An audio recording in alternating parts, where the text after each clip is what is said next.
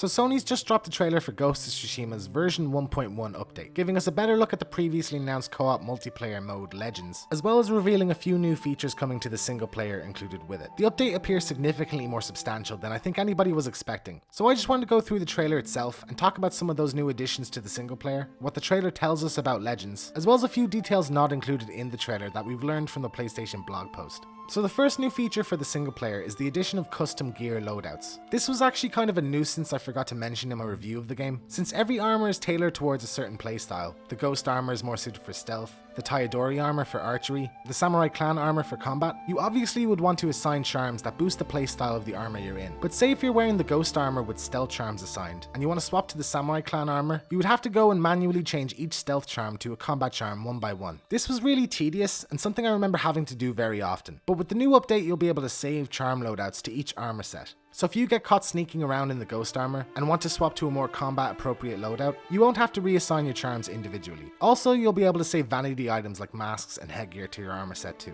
Probably the most significant addition in the update outside of the multiplayer is New Game Plus. As I said in my review, the biggest nitpick I had with Ghost of Tsushima was the lack of a New Game Plus, which dissuaded me from playing through the story again. So I'm extremely excited about this, since it means I'll be able to enjoy Kurosawa mode with the Japanese voice track and keep all of my armor and upgrades. New Game Plus raises the difficulty by default, though you will be able to go into the menu and lower the difficulty if you want to. We have a new horse option, black with a red mane and tail, which is exactly how I customized my horse in Red Dead Redemption 2, so I'm definitely going to be picking this one. Next we get a look at the new Ghost Flower Merchant. He's exclusive to New Game Plus and only trades for Ghost Flowers, which you get for completing tales that you already earned the reward for on your first playthrough. And he has an array of new armors and cosmetic items, which the PlayStation blog describes as much more elaborate. A new upgrade has also been added to the katana, bow, and armor, so even if you've purchased everything on your first playthrough, you're still going to have something to unlock. The actual design of the merchant himself really stood out to me here. He's wearing this very eerie mask with what looks like glowing eyes, and as we see later in the trailer, that mask is actually unlockable in the Legends mode, which indicates to me that the game may hint at some kind of narrative connection between them. The trailer even describes him as mysterious, which tells me that there's more to him than simply selling you items. Maybe this is just Sucker Punch's fun way of distinguishing him from regular merchants, but I suspect there's some kind of narrative element to him. I'm curious to see if he has his own unique dialogue. You'll also be able to purchase new charms from him, which are being described as extremely powerful. One adds the chance of lightning striking an enemy when you use the Heavenly Strike, which is very cool and unique I think among the charms already in the game. And another adds a damage boost to the Flaming Sword, though there's no indication of how many charms have been added. Your total playtime will now be displayed next to your save file, which is a small but much appreciated detail. And there will be new trophies added,